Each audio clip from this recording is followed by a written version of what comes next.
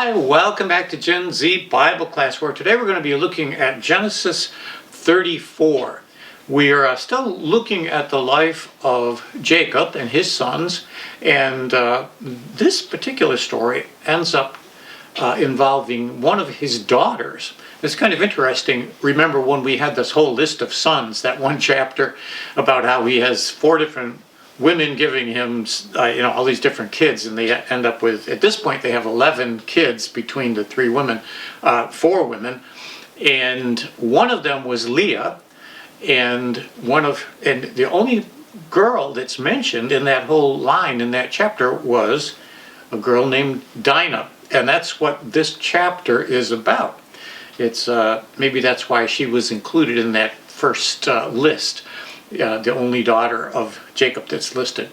Well, something interesting happens in her life, and it also, again, just like we always try to find some universal spiritual lessons in all of these stories, we want to do the same thing today, and there's actually a lot here to consider. And we'll get right into the story by looking at the first couple of verses in chapter 34 of Genesis. Now Dinah, the daughter Leah had brought to Jacob, went out to visit the women of the land. And when Shechem, the son of Hamor the Hittite, the ruler of that area, saw her, he took her and raped her. Okay, we're not off to such a good start here in the story of Dinah. But let's just think a little bit, remind ourselves of what's going on here. Dinah was born back in Padan Aram, where Uncle Laban was, and Jacob was there for 20 years, and this is where he gets all his wives and all of his sons, minus the last son that's yet to be born. And now they've traveled all the way from that land up to where Jacob grew up himself, and they met his brother Esau, and they were worried about what was going to happen, but Esau is okay with them. After all that dust settled, we find that Jacob and his whole family are living in Canaan. They went over to the west side of the Jordan, whereas Esau stayed on the east side. So I don't know how much they had to do, maybe Christmas and Easter they got together. Of course, those didn't exist at that point. But it seems like now Jacob and his family is established in the land of Canaan. And you can almost wonder what it's like for this Dinah, his daughter. I don't know if she had any sisters or not, but women, generally speaking, like to have people to talk to. And it simply says that, she went out to visit the women of the land. And I'm not sure what that meant. I'm sure that probably they were able to speak the same language, maybe a different accent or dialect, I'm not real sure. But she was able to communicate with them and, just kind of stretch her legs a little bit and see what her new neighborhood is all about. And I think maybe there is a lesson in that that we'll try to get into here eventually.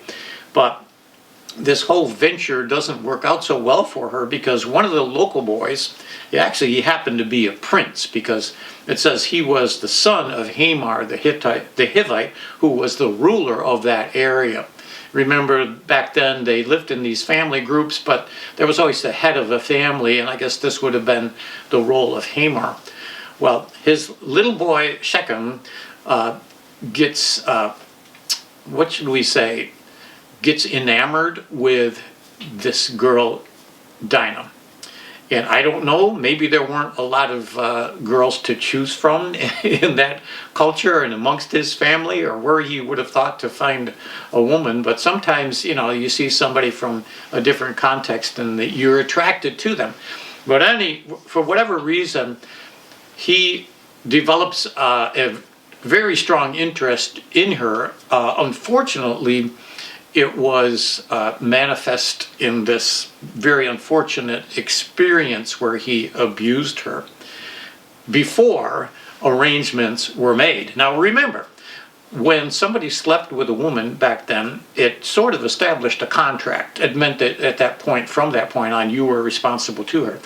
Now, it seemed like little Shechem, who probably fits the role of maybe a little spoiled brat. I don't know. He gets whatever he wants. At any rate, he develops an interest in this girl, but I don't think it was a very respectable interest in her, as we can see from what he does. But it says that he loved her, and he asked his daddy to make an arrangement so that he could eventually marry her. Now we'll continue on, and we'll read verse 5 and see what happens next.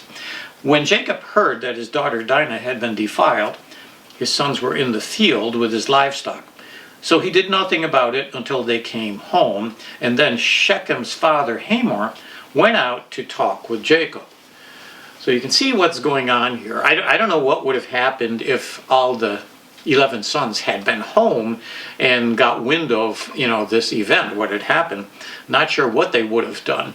But Hamor knows that he's got to do some damage control, I'm pretty sure. So he comes, this was Shechem's father, Hamor, and he comes to negotiate with Jacob.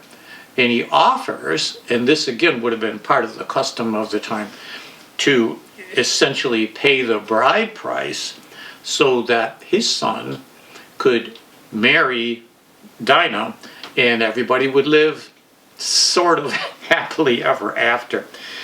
But you know what's going to happen. I almost don't have to tell you, but the next verse we read in verse 7, meanwhile, Jacob's sons had come from the fields, and as soon as they heard what happened, they were shocked and furious, because Shechem had done such an outrageous thing in Israel by sleeping with Jacob's daughter, a thing that should not be done. Well, I think it was probably not just in the minds of the, Jacob's sons that this was wrong. I think that the Canaanites would have agreed. They had their principles. Back in that time, it's interesting, they would have lived under the code of Hammurabi. And we see a lot of that. If you read that, it's kind of like a set of laws, very early set of laws that people in that part of the country used as kind of a reference guide. And I think he would have agreed, that was a wrong thing to do.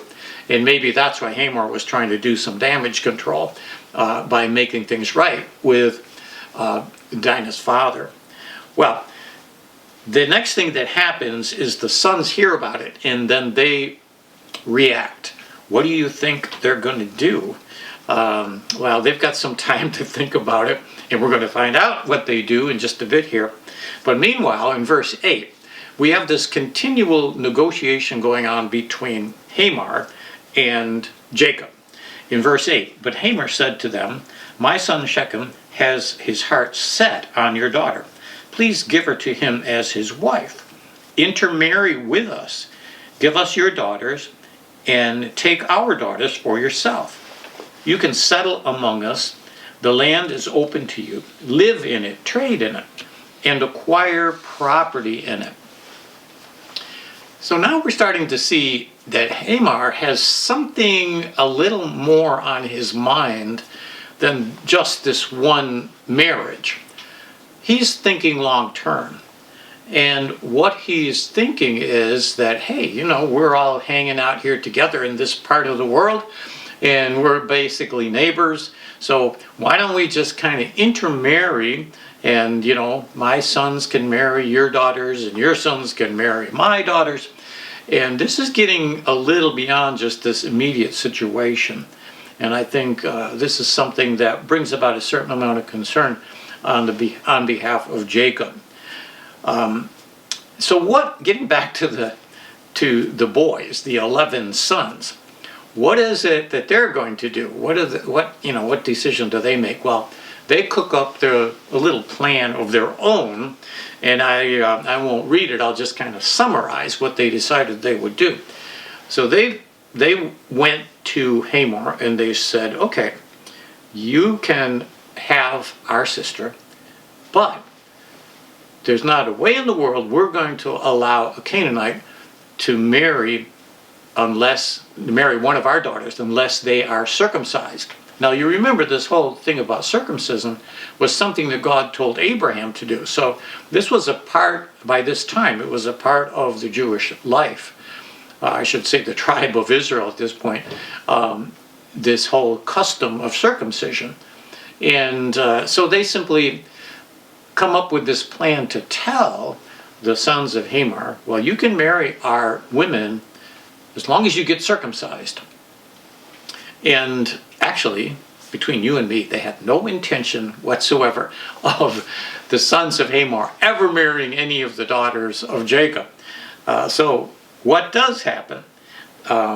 We read in verse 21, this is how Hamor reacts to this proposition. These men are friendly toward us. They said, let them live in our land and trade in it. The land has plenty of room for them. We can marry their daughters and they can marry ours. But the men will agree to live with us as one people only on the condition that our males be circumcised as they themselves. So he's kind of pushing the idea. He's okay with it. Hamor is okay with this idea of them all getting circumcised. And, again, his vision is we can all just be one happy family. And the next verse, though, I think reveals even a little bit more about what Hamor was thinking and what he was planning. In verse 23, it says, won't their livestock, their property, and all their animals become ours? So let us agree to their terms, and they will settle among us. So now, this is really getting to the heart of the matter, and I think really what was on the mind of Hamor. If we intermarry with them, and I'm thinking that everything that Jacob had was probably a little more than maybe what Hamor had, and maybe he had, his eyes were getting pretty big about cashing in on all of this wealth that had suddenly appeared at their doorstep. And all he has to do is intermarry. Remember, that was part of their culture too. If you wanted to establish a relationship with your neighbors, you just send one of your daughters over there. So you know that they won't attack you and you won't attack them. And this was part of their peace process, I guess you could say. So in a way, it sort of makes sense that he would have thought that. But you can really see his ulterior motive here. He just wants to cash in on the wealth of Jacob by, getting this whole ball rolling with their sons all intermarrying. Well, getting back to the devious plan of the 11 sons, they end up reneging on their deal.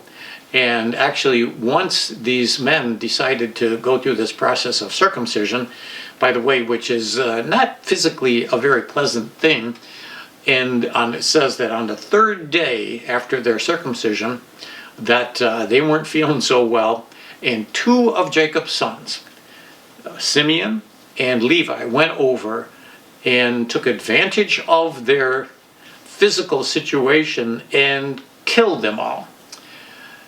Now, I'm trying to wrap my head around two guys.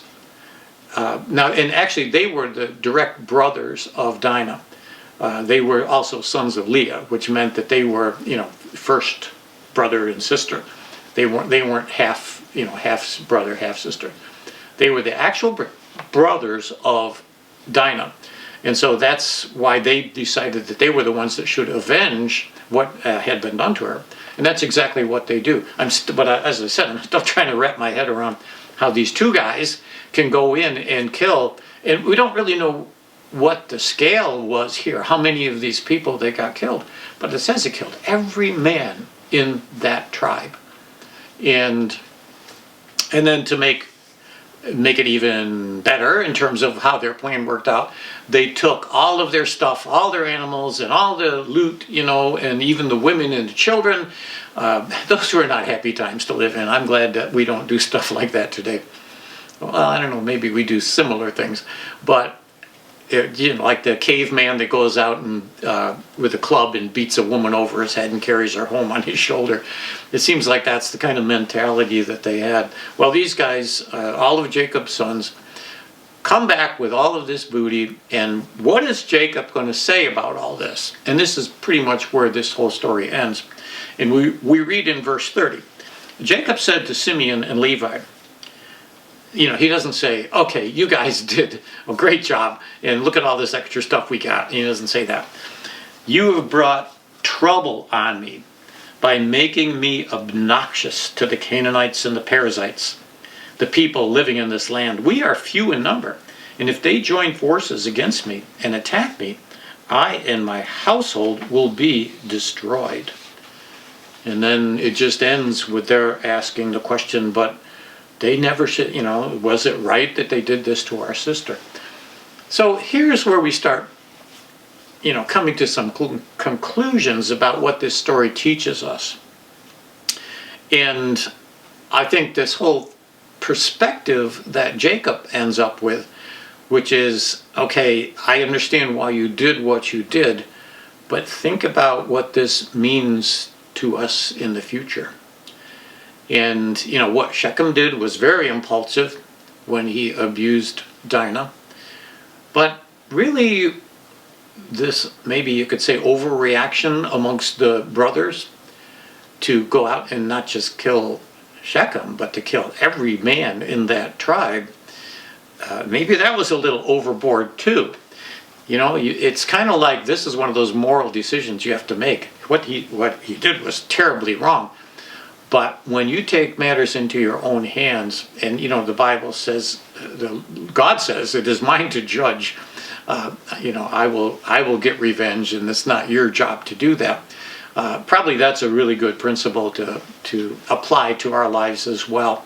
You can get in these situations where you see somebody do something terrible, and maybe terrible to you, and your natural reaction is to go off and do something equally bad to them. But in this case, it kind of blew up in their faces, because Jacob's point about now our reputation just went right down the tubes, and people are going to fear us, and we're not going to get along with anybody around here anymore, which was actually a very right perspective. I think there's another lesson that we can apply as we think about the situation with Dinah. And the fact that she was kind of stuck at home, but she was curious about, what was going on in the world around her. And I think deep down in, she knew that she had to be careful about associating with people from this new culture that they were in, because she knew that they were different, and she knew that they were trying to retain their identity as a tribe and as a people. And I don't think she had any bad intentions. I think she was just curious about hanging out with these other women from this other culture. But when we think of ourselves as being part of God's kingdom, and the fact that we stand out amongst the world, we use this term, the world, like everything that's going on in the world that we don't relate to as Christians. And I think as Christians, we have to kind of guard how much we get involved in this outside world, these other cultures, if you will. And because God calls us to keep our identity pure and clean, and to relate ourselves with Him and, His presence in us. And so there might be a little bit of an analogy there as Dinah goes out into this world that she shouldn't really get too involved in. I think there's also a very clear lesson in what happens when you act impulsively. Shechem got into big trouble in the way he treated Dinah. Again, I think he seems to fit the role of the spoiled kid, the spoiled rich kid that gets whatever he wants. And then, he messes it up, and he calls on his daddy to come and fix everything and, spend his money to get him out of trouble. But I think also there's a lesson about, how should a man treat a woman? What is the proper relationship between men and women? And it's not the caveman thing. It's that a man needs to respect, obviously, a woman and her rights as an individual. And if he truly loved her, he never would have done anything like that. I can't help but wonder if they were able to live together, man and wife, how that whole marriage would have worked out. I'm a little skeptical. Of course, we never find out, because Shechem ends up dead along with all of the rest of the men in the Canaanite community. So but that is another lesson, I think, in acting impulsively, just as the 11 sons acted impulsively. You know, it sounded like a good thing, and maybe you couldn't control your passions or your anger or whatever it is. But I think in both cases, it didn't work out so well. And they might have time to think maybe we shouldn't have reacted that way. But I think there's an even more important lesson from the perspective of God's long-term view on what he's trying to do. And we talked a little bit about this last time, remember, God is building a nation here. And to build a nation has to retain its identity. And we can see what Hamor was trying to do.